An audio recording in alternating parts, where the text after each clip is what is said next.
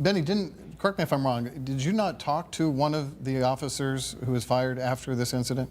Well, yeah, so one of the officers that was terminated and arrested, I knew him and his family 20 years. Which officer, can I ask? Excuse me? Which officer?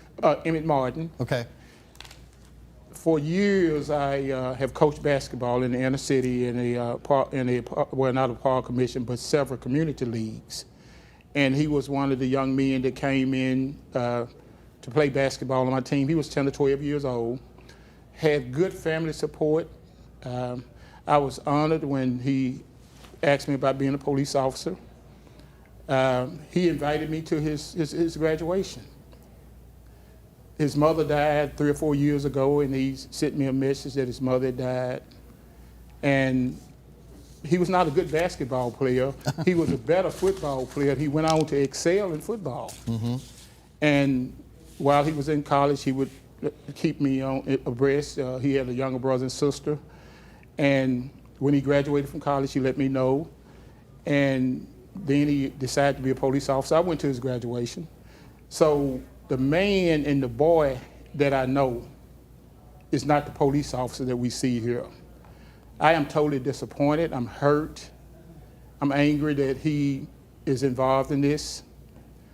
2 weeks ago, he texted me. I was out of town.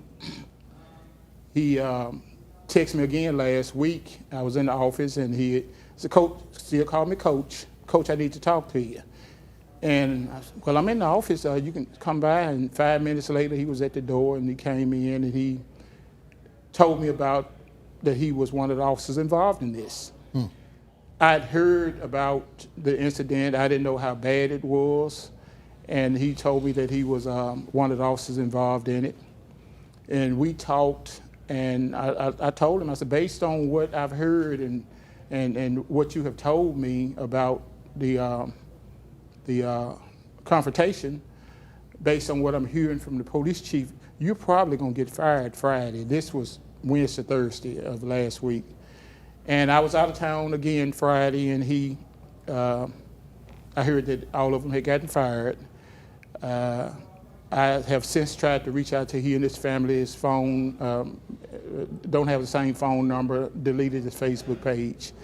But this is not the boy 10 or 12 years old that I knew who had full family support. Couldn't play basketball, but he was coachable. If I told him to stand there and guard that basket, he wasn't going to move until I asked him to move. And this was not the man that I knew when his mother died. This man, this police officer, is a total opposite of the man and the boy that I knew. And I'm angry. I'm disappointed that he's involved in this. And as I told him that he would probably get indicted and arrested, and he understood that. He understood that when I did tell him that. He had a couple of phone calls in the office from somebody that worked with him, and we sat there and since then I've sent him a couple of prayers while I was out of town. He did express remorse for what happened. I believe Mr. Nichols has since passed on. At that time, he expressed remorse for what happened. He was teary-eyed and disheveled and looking bad. Well, did he give you any insight at all as to what was going on?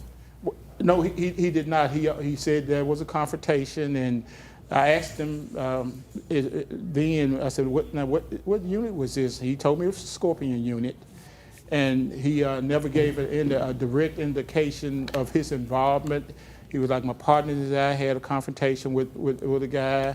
We pepper sprayed and tased him, and found out later that he had died. And we do know that Emmett and Martin and Desmond Mills are we know two of them, or those are the two that have publicly at least come out and said who their lawyered up. Yes, yeah. Attorneys are. And, and obviously that's going to be Bill Massey and Blake Ballin.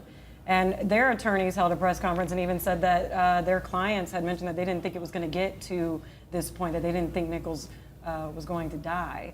So, you know, kind of in line of everything you're saying, that they just, you know, heated the moment. You just realize, you know, what happens in these situations.